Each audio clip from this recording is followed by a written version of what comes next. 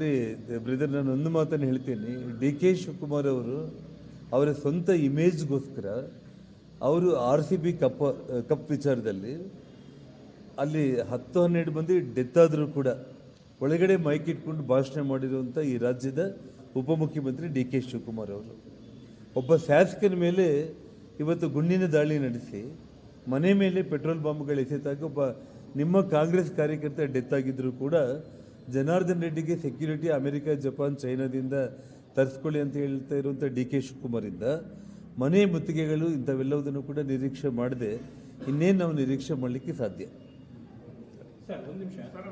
ಒಂದು CBI ಕೊಡ್ತಕ್ಕಂಥ ಪ್ರಕರಣ ಅಂತ ಒಂದು ಪಕ್ಷದಲ್ಲಿ ಒಂದು ಈ ಹಿಂದೆ ಶ್ರೀರಾಮುಲು ಅನಿಲ್ ಲಾಡ್ ಶಾಸಕರಾಗಿರೋ ಸಂದರ್ಭದಲ್ಲಿ ಆಗಿರೋ ಘಟನೆ ಗೊತ್ತಿದೆ ಬಳ್ಳಾರಿಯಲ್ಲಿ.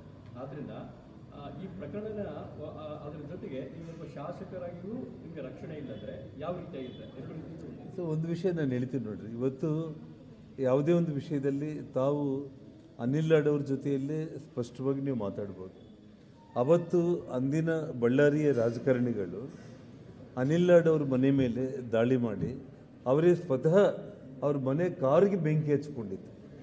ತಾವಿಲ್ಲಿ ಗಮನಿಸಬೇಕಾಗಿರುವಂಥ ವಿಷಯ ಅಂತಂದರೆ, ಅನಿಲ್ ಲಾಡ್ ಅವ್ರ ಮನೆಯ ಹೊರಗಡೆ ಇರುವಂಥ ಕಾರಿಗೆ ಅವರೇ ಬೆಂಕಿ ಹಚ್ಕೊಂಡು ಅದನ್ನು ನಮ್ಮ ಮೇಲೆ ಆಗಬೇಕು ಅನ್ನೋಂಥ ಒಂದು ಪ್ರಯತ್ನ ಅವತ್ತಿನ ಕಾಂಗ್ರೆಸ್ ಲೀಡರ್ಗಳು ಪ್ರಯತ್ನ ಮಾಡಿದಾಗ ಆ ಕ್ಷಣದಲ್ಲೇ ನಾನು ಬಂದು ಅವತ್ತು ಪ್ರೆಸ್ ಮೀಟ್ ನಾನು ಮಾಡಿ ಎಲ್ಲ ವಿಡಿಯೋಗಳು ಕೂಡ ನಿಮ್ಮ ಮುಂದೆನೇ ಇರುತ್ತೆ. ಆ ಡೇಟ್ ನೀವು 2008 ಚುನಾವಣಾ ವಿಡಿಯೋಗಳನ್ನ ನೀವು ತೆಗೆದು ನೋಡಿದರೆ ನಮ್ಮ ಮತ್ತು ಅನಿಲ್ ಲಾಡು ಮತ್ತು ಎಲ್ಲ ನಾಯಕರುಗಳ ಹಿಂದೆ ಪೊಲೀಸರು ವಿಡಿಯೋಗ್ರಫಿಗಳನ್ನ ಮಾಡೋದ್ರ ಮೂಲಕ ಇಂಥ ಆರೋಪಗಳು ಮತ್ತೆ ಇನ್ನು ಮುಂದೆ ಆಗಬಾರ್ದು ಅಂತ ಹೇಳಿರುವಂಥದ್ದು.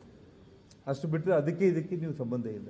ಇಲ್ಲಿ ನೇರವಾಗಿ ಫೈರಿಂಗ್ ನನ್ನ ಮೇಲೇ ಮಾಡಿರುವಂಥದ್ದು, ನನ್ನ ಮೇಲೆ ಫೈರಿಂಗ್ ಮಾಡಿರುವಂಥ ಸಂದರ್ಭದಲ್ಲಿ ಇವತ್ತು ಆ ಗುಂಡುಗಳನ್ನು ಇವತ್ತು ನಾನು ಮೀಡಿಯಾಗೆ ತೋರಿಸಿರುವಂಥದ್ದು. ಬಾಂಬ್ ಸ್ಕ್ವಾಡ್ಗಳು, ಫೋರೆನ್ಸಿಕ್ ಅವರು ಎಲ್ಲರೂ ಬಂದು ನಮ್ಮ ಮನೆ ಕಾಂಪೌಂಡ್ ಒಳಗಡೆ 7 ಗುಂಡುಗಳನ್ನು ಪತ್ತೆ ಮಾಡಿ ಅದನ್ನು ತಗೊಂಡಿರುವಂಥದ್ದು.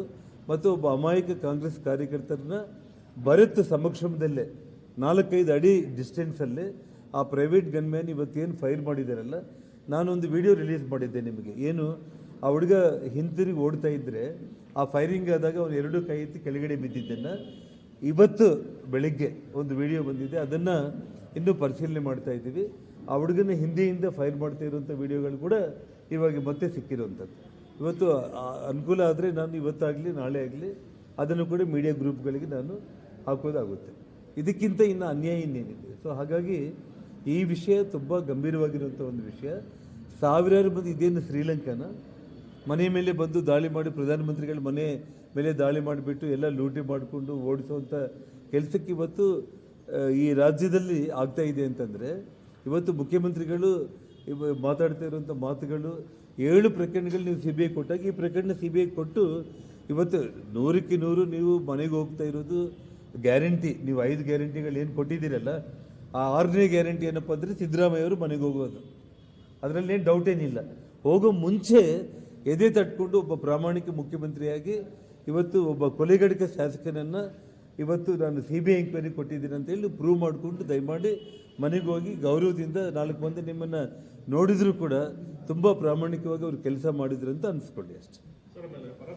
ಅರೆಸ್ಟ್ ಮಾಡೋದಕ್ಕೆ 2-3 ಟೀಮ್ ಮಾಡಿದ್ದೀವಿ ಅಂತ ಪರಮೇಶ್ವರ್ ಅವರು ಹೇಳಿದ್ರು. ಒಂದು ಕಡೆ ಇವ್ರನ್ನ ರಕ್ಷಣೆ ಮಾಡ್ತಾರೆ, ಇನ್ನೊಂದು ಕಡೆ ಅರೆಸ್ಟ್ ಮಾಡ್ತಕ್ಕಂಥ ಡ್ರಾಮಾ ಏನಾದರೂ ಮಾಡ್ತಿದ್ದಾರೆ. ನೋಡಿಮ್ಮ, ಇವಾಗ 3 ಪ್ರೈವೇಟ್ ಗನ್ಮ್ಯಾನ್ಗಳನ್ನ ಬಂಧನ ಮಾಡಿದ್ದಾರೆ ಅಂದರೆ ಆ 3 ಪ್ರೈವೇಟ್ ಗನ್ಮ್ಯಾನ್ಗಳು ಅಲ್ಲಿ ಭರತ್ ಬಗ್ಲಾಗಿರೋ ಆ ರಾಜಶೇಖರ್ ಸುತ್ತೂರನೇ ಓಡಾಡಿ ಎಲ್ಲ ವಿಡಿಯೋಗಳು ನಿಮ್ಮ ಕಣ್ಮುಂದೆನೇ ಇದೆ. ಭರತ್ನ ಬಂಧನ ಮಾಡೋದಕ್ಕೆ CID 3 ತಂಡಗಳು ಮಾಡಿದೆ ಅಂತೇಳಿ ಪರಮೇಶ್ವರ್ ಅವರು ಹೇಳಿದ್ದಾರೆ ಅಂದರೆ ಅದು ನಿಜವಾಗ್ಲೂ ಕೂಡ ರಾಜ್ಯದ ಜನರು ನಗುವಂಥ ಒಂದು ವಿಚಾರ ಅಷ್ಟೇ.